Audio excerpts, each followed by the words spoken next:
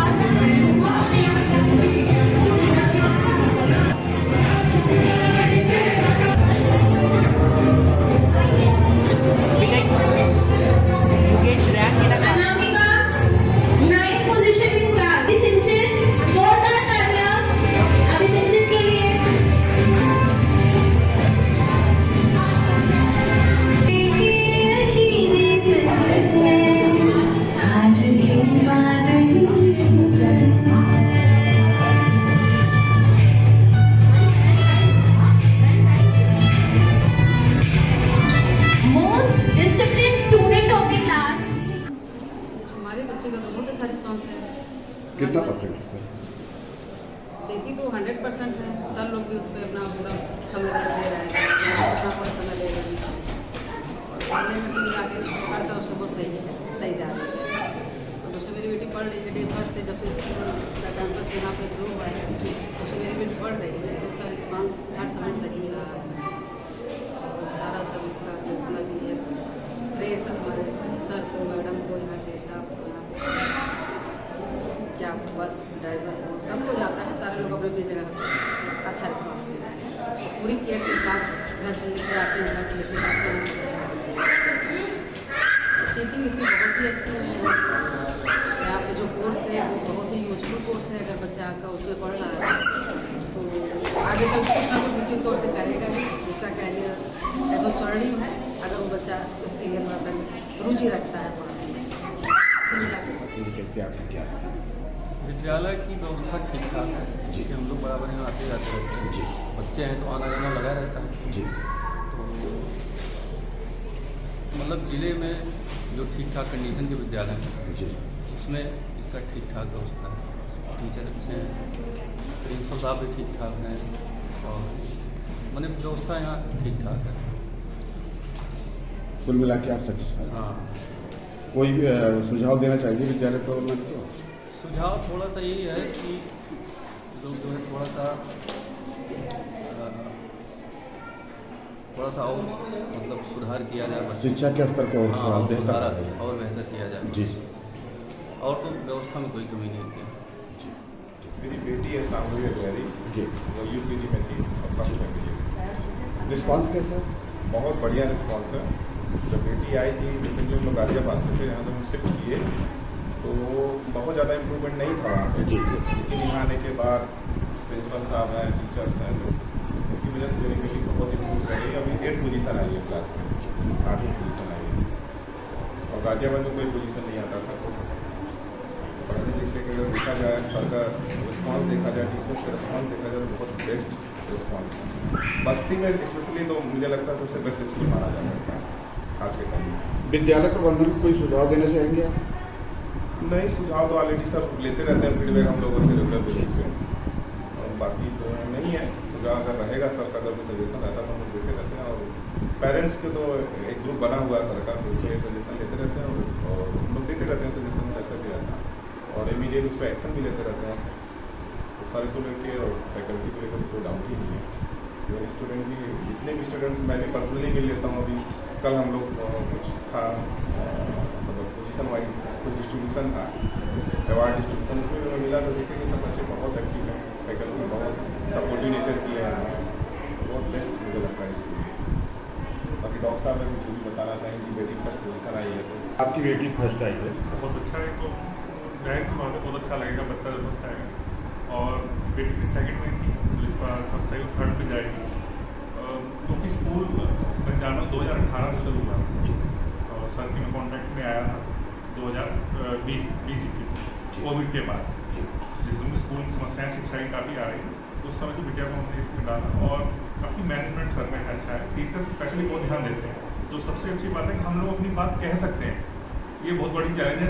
अधिकतर क्या होता है, हम लोग अपनी पेरेंट्स अपनी बात ही नहीं कह पाते, तो हम लोग अपनी बात कह देते हैं। और सर जो है coordinator of pre primary section of Delhi school of excellence.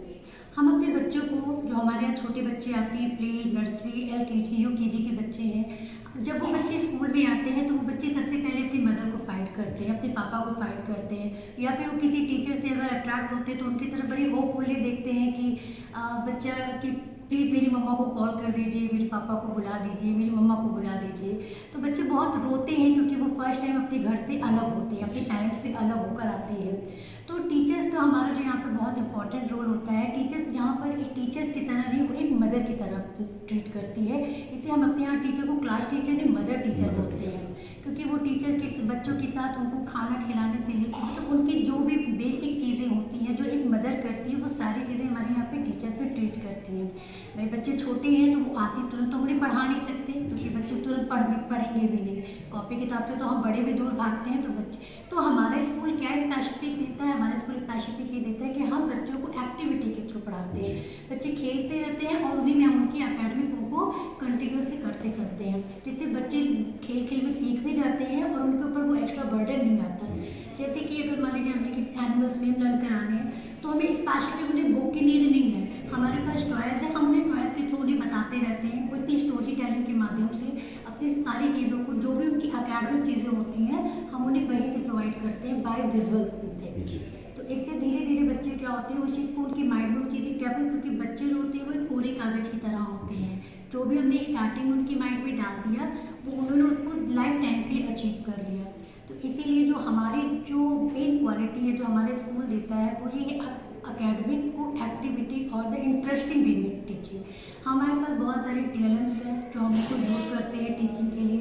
हमारा प्ले जोन है जिसमें हम टोटल ओवरऑल हम गेम के थ्रू ही बच्चों को उनकी लर्निंग स्किल्स को डेवलप करते हैं। किया गया है। और पिछले अनुभव को आप बताइए कि कैसा रहा अब तक का सफर। क्रमशः हम लोग आगे ही बढ़े हैं जी। हर साल कुछ ना कुछ नया अनुभव दे करके जाता है जी।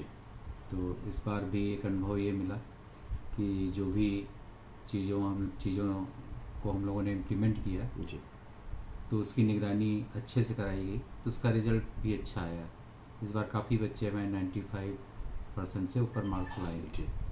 तो उस चीज़ को और हमने इस बार बढ़ाया है, जो आज हमने ऊपर पेरेंट्स के बीच में बोला भी था कि 4 टियर सिस्टम हम लागू कर रहे हैं इस साल से जी।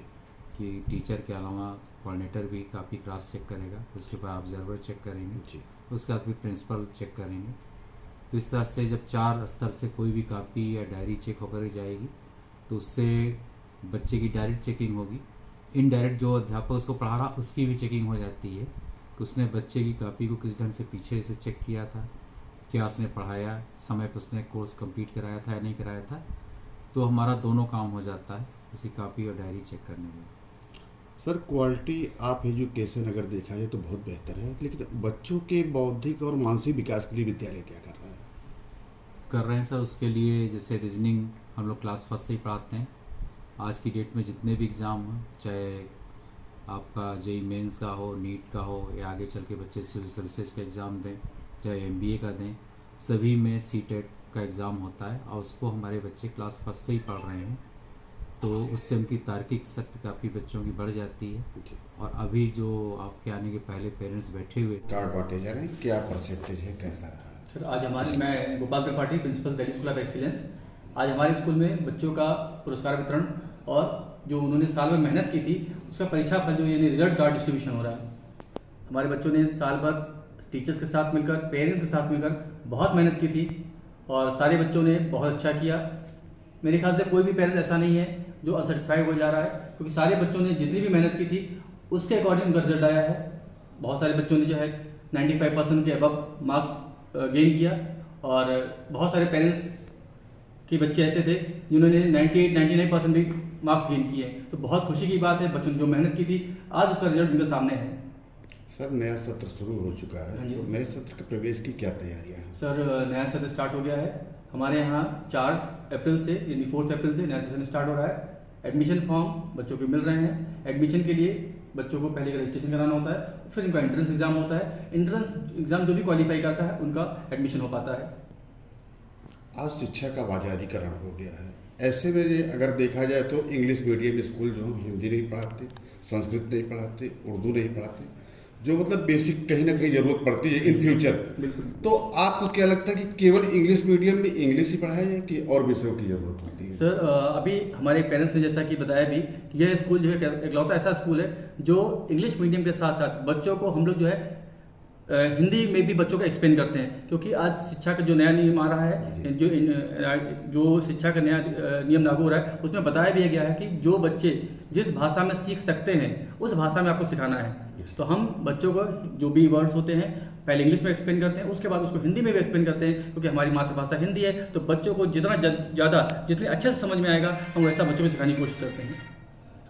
सर इंग्लिश में अगर देखा जाए, इंग्लिश और हिंदी इन दो विषयों में आम विद्यालयों में ग्रामर नहीं पढ़ाया जाता जी। है, तो इस पे आप क्या कहेंगे? सर ये स्कूल जो है एलन कोटा राजस्थान, जी। इनसे हमारा कोलैबोरेशन है। जी। कोलैबोरेशन इट मीन्स जो हमारी बुक्स आती हैं वो एलन कोटा से आती हैं। जी। ये पूरी बुक्स कॉम्पिटिटिव हैं। इसमें हम बच्चों को मैथ, साइंस, इंग्लिश, SST और मेंटल एप्टीट्यूड रीजनिंग, ये सारी बुक्स जो है कोटा की ये बुक्स पढ़ाते हैं। जो बच्चे कोटा में जाके बुक्स पढ़ते हैं वही बुक्स हम यहाँ बच्चों को पढ़ाते हैं। और उन बुक्स में इंग्लिश जो ग्रामर, जैसे आपने कहा, इंग्लिश ग्रामर की बुक अलग से आती है, वो बहुत अच्छी बुक्स है और हम उन बुक्स को पढ़ाते हैं। यानी बच्चों को पूरी कॉम्पिटिटिव इंग्लिश ग्रामर भी पढ़ाई जाती है। जो पेरेंट्स एडमिशन करवाना चाहते हैं उनको आप क्या मैसेज देंगे? हम ऐसे पेरेंट्स जो बस्ती के हैं या बस्ती के आसपास हैं उन सभी से ये मेरा संदेश है कि अगर आप अपने बच्चों को एक उज्जवल भविष्य चाहते हैं, या अगर आपके बच्चों को हॉस्टल फैसिलिटी भी अवेलेबल चाहिए, यानी हमारे स्कूल में हॉस्टल फैसिलिटी भी अवेलेबल है गर्ल्स और बॉयज़ दोनों के लिए। ऐसे बच्चे जिनको एलन कोटा का मॉड्यूल पढ़ना है, ऐसे बच्चे जिनको ये लगता है कि मुझे इंटर के बाद कोटा तैयारी करने के लिए नहीं जाना है, ऐसे बच्चे जिनको कॉम्पिटिटिव सिलेबस पढ़ना है, ऐसे बच्चे जिनको अच्छी एजुकेशन लेनी है, उन सभी बच्चों के लिए दिल्ली स्कूल ऑफ एक्सीलेंस सबसे अच्छा स्कूल है।